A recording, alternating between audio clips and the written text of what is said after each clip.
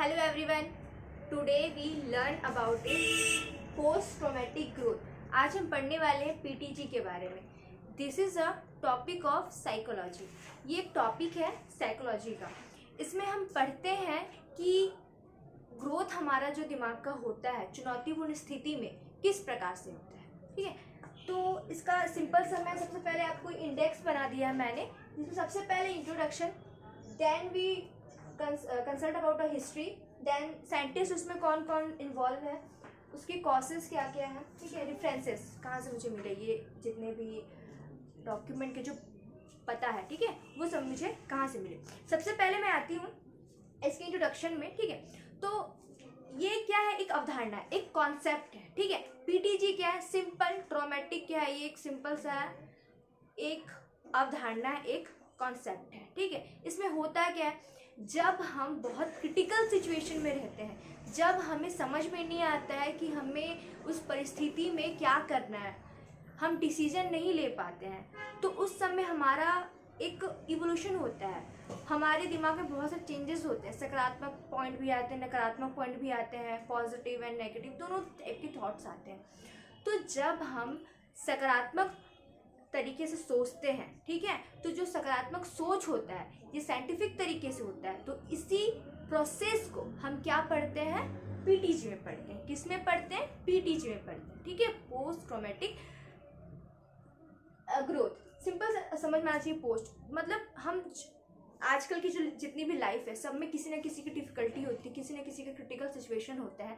तो उसमें उन्हें अपने लाइफ में बहुत सारे डिसीजन लेने पड़ते हैं, बहुत सारे टाइम, बहुत सारा चीज़ दिक्कत आता है. तो वो उनको सॉल्व कैसे करते हैं, और सॉल्व करने के बाद उनकी एक जो पॉजिटिविटी रहती है, उस पॉजिटिविटी के साथ वो कैसे बने रहते हैं. ठीक है, उसी को हम किस में पढ़ेंगे, पीटीजी में पढ़ेंगे. देन आते हैं हम हिस्ट्री में.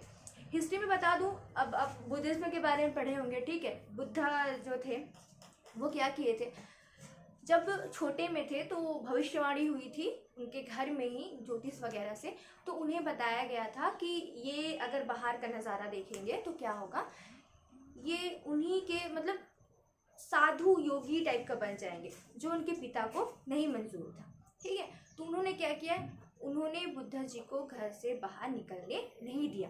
लेकिन अनफॉर्चुनेटली एक दिन वो घर से बाहर निकले, और घर से जब बाहर निकले तो उन्होंने बहुत सारी परिस्थिति को देखा. बोल सकते हैं 3 या 4 परिस्थिति को देखा, मुझे एक्यूरेट मुझे नहीं याद है, बट 3 या 4 परिस्थिति को देखा. सबसे पहला परिस्थिति देखा कि एक जो बुढ़ा इंसान था, ठीक है, वो वृद्ध इंसान थे. वो वृद्ध इंसान अपने आप को थोड़ा सा उनके में चोट वगैरह लगे हुए थे, अपने आप को बहुत मतलब बोल सकते हैं कि बहुत तबीयत उनका खराब, चोट वगैरह, तबीयत खराब. ठीक है, उस टाइप की परिस्थिति था. दूसरा, एक शादी विवाह जोड़ा था, उनका परिस्थिति उन्होंने देखा. एक छोटे से बच्चे का परिस्थिति. तो जब उन्होंने क्रमानुसार लगाया तो छोटे मतलब कि उन्होंने अपना जीवन क्रम बताया कि उन्होंने पहली बार ऐसे देखा था. उन्होंने पहले, आज से पहले कभी वृद्ध इंसान को देखा था, कभी दुख तकलीफ नहीं देखी थी. लेकिन जब उन्होंने देख लिया तो उन्हें समझ में नहीं आया कि अभी दुख तकलीफ को मैं कैसे, मतलब ये लाइफ का है, मैं आगे क्या करूँगा, ये सब उनके दिमाग में चलने लगा. तो उन्हें ज्ञान चाहिए था, तो वो ज्ञान की ये सब चीज़ का आंसर चाहिए था. वो ये सब आंसर पाने के लिए, बुद्धा जी ये सब उत्तर प्राप्त करने के लिए, ये सब ज्ञान प्राप्त करने के लिए अपने आप में कि मुझे इस चीज़ का ज्ञान चाहिए, मुझे बहुत होता है ना, खुद पे कभी कभी बहुत ज़्यादा होता है कि मुझे किसी चीज़ का सॉल्यूशन नहीं मिल रहा है. जब हम किसी क्वेश्चन को सॉल्व करने की कोशिश करते हैं तो हमें क्या करता है, उसका आंसर नहीं मिलता है, तो हम उसे कैसे ट्रीट करते हैं, बहुत कसमकस में होते हैं ना. तो वो जो क्रिटिकल प्रोसेस है ना, वो आपका पीटीजी में आता है. बुद्धा में आगे बुद्धिज्म में, ठीक है, और आगे आपके सूफिज्म में, उसमें भी बहुत क्रिटिकल सिचुएशन होता था. ठीक है, मतलब आप भगवान राम का स्थिति देख सकते हैं. भगवान राम जब जिस स्थिति में थे, उनके तरह धैर्य इंसान को नहीं था. बोल सकते हो पुरुषोत्तम राम, ठीक है, पुरुषोत्तम श्री राम जी थे. उन्होंने क्या किया था, उन्होंने इतने दुख तकलीफ होने के बावजूद भी अपने आप को, अपने सकारात्मक ऊर्जा को बनाए रखा. सकारात्मक ऊर्जा को बनाए रखना ही ग्रोथ में काम आता है, पीटीजी में पढ़ते हैं. ठीक है, तो इसमें क्या होता है, जो हिस्ट्री था, हिस्ट्री में बस यही बताया जाता है कि सूफीज़्म में पढ़े आप, बुद्धिज्म में पढ़े, राम भगवान जी के बारे में आप पढ़ सकते हैं. ठीक है, जितने भी भगवान वगैरह के बारे में, जितने भी गॉड हैं, जितने भी अल्लाह हैं, आप सभी के बारे में जब पढ़ोगे तो आपको समझ में आ जाएगा कि ये पीटीजी का हिस्ट्री लेवल क्या है। ठीक है, साइंटिस्ट में आते हैं, कौन कौन साइंटिस्ट है और किस किस टाइम पे उन्होंने पढ़ाई किया, इस चीज़ के बारे में रिसर्च किया। देखो हमारे भारत में कल्चर है कि बहुत सारा चीज़ पहले से ही है, ठीक है, लेकिन हमको उसको निकालने के लिए क्या चाहिए, टाइम नहीं हम लोग के पास, हम करते ही नहीं है, टाइम नहीं बोल सकते, हम इधर उधर के टाइम बस ऐसे फालतू करते रहते हैं, स्क्रॉल करते रहते हैं फ़ोन वगैरह, इंस्टाग्राम, तो कभी इंस्टाग्राम, तो कभी व्हाट्सअप, तो कभी then on in all that, ठीक है। तो हम अपने आप में टाइम नहीं दे पाते अपने भारत की संस्कृति जो यहाँ विद्यमान है, ठीक है, जिसे हमें जानकारी लेनी चाहिए, हम नहीं कर पाते हैं। तो क्या करते हैं, बाहर में साइंटिस्ट आते हैं, ये मेरा परसेप्टिव है।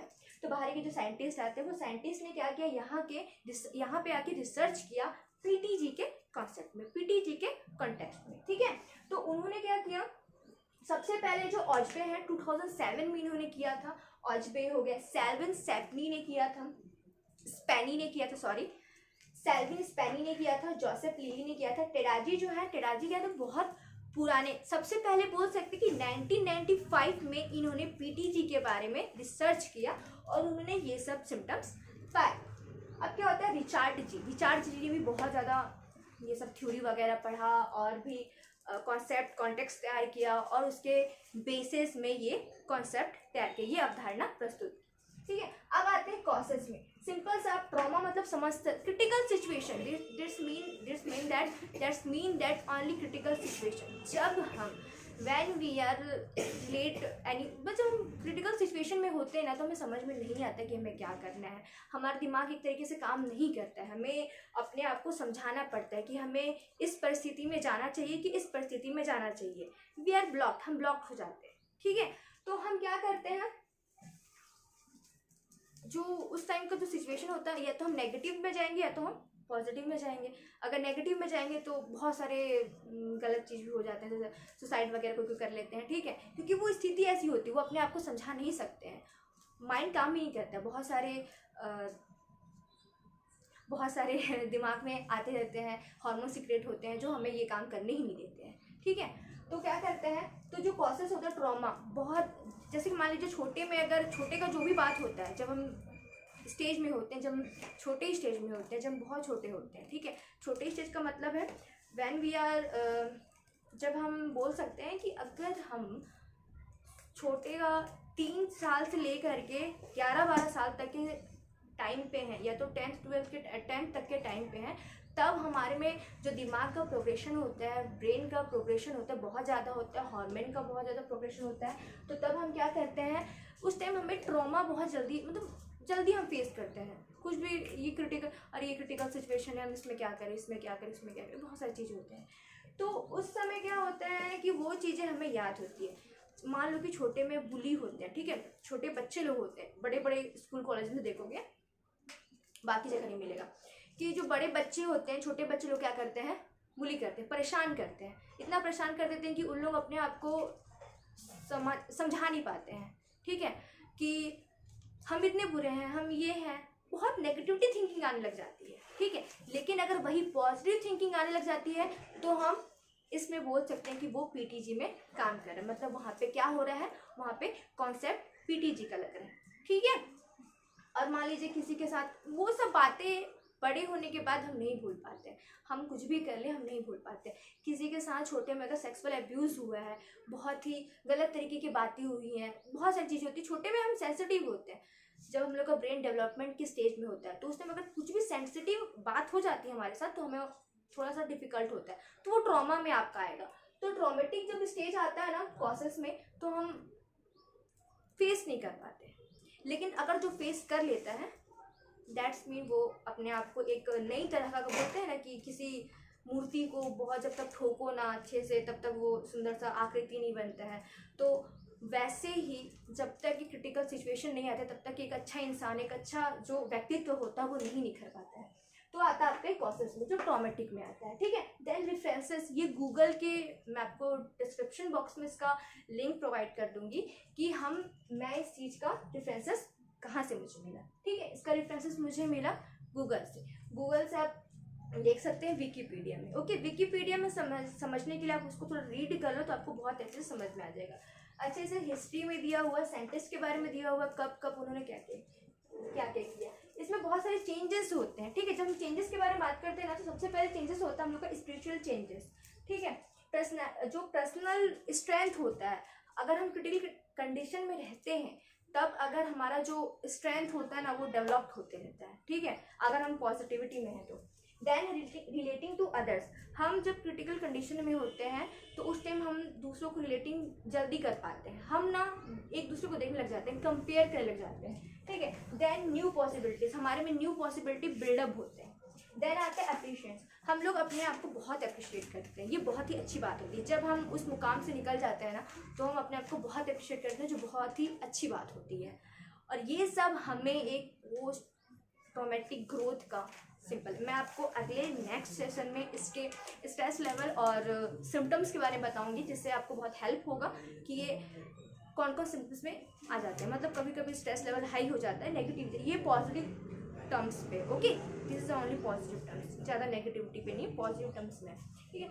इसी के साथ मैं आपसे विदा लेती हूँ। आई होप आप अच्छे और स्वस्थ और मंगल होगे। तो thank you, thanks for all.